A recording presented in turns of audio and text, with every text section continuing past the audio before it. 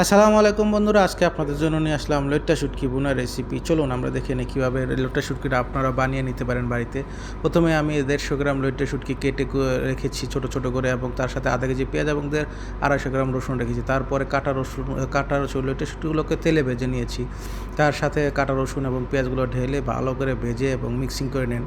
তা মিক্সিং করানোর পরে যখন একটু নুয়ে যাবে তখন আপনার বাকি মশলাগুলো দিতে হবে। পরিমাণ মতো লবণ দিয়ে নিন। তারপরে আপনার ঘ্রাণের জন্য তেজপাতা এবং ঝালের জন্য যদি ঝাল চান তাহলে পরিমাণ মতো মরিচ নিয়ে নিন। তারপরে সেখানে দিয়ে দিন তিন চামচ আদা বাটা এবং রসুন বাটা মিক্সিং।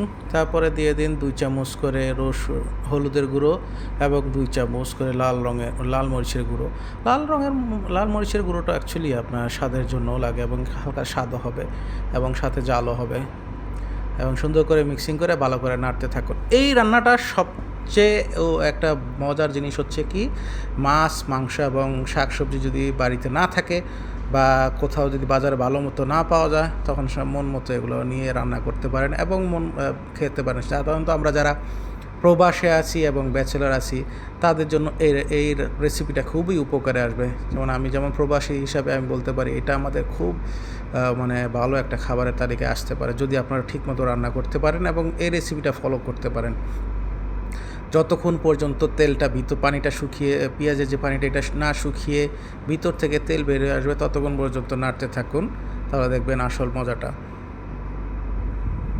আর এটার মধ্যে ভুলেও আপনারা কোনো পানি দেবেন না। পেঁয়াজের যে পানি আছে এই পানিটা দেখছেন, এই যে পানিটা দেখুন, এইভাবে নাড়তে হালকা আছে যখন নাড়তে থাকবেন তখন এভাবে করে পানিটা বের হয়ে আসবে। পানিটা যখন শুকিয়ে যাবে তখন তেলটা বের হয়ে আসলে আস্তে আস্তে নাড়তে থাকুন। যখন দেখবেন লালচে কালার হয়ে গেছে তখনই নামিয়ে নিন। নামিয়ে আপনি গরম গরম খেতে পারেন বা এটা ভালো করে সংরক্ষণও করতে পারেন কয়েকদিন। হাতে যদি স্পর্শ না করেন, যদি চামচ দিয়ে বা বিভিন্ন কিছু দিয়ে স্পর্শ রাখতে পারেন তাহলে কয়েকদিন রাখতে পারেন, আর ফ্রিজে হলে তো আরও রাখতে পারেন বেশি দিন। ধন্যবাদ সকল।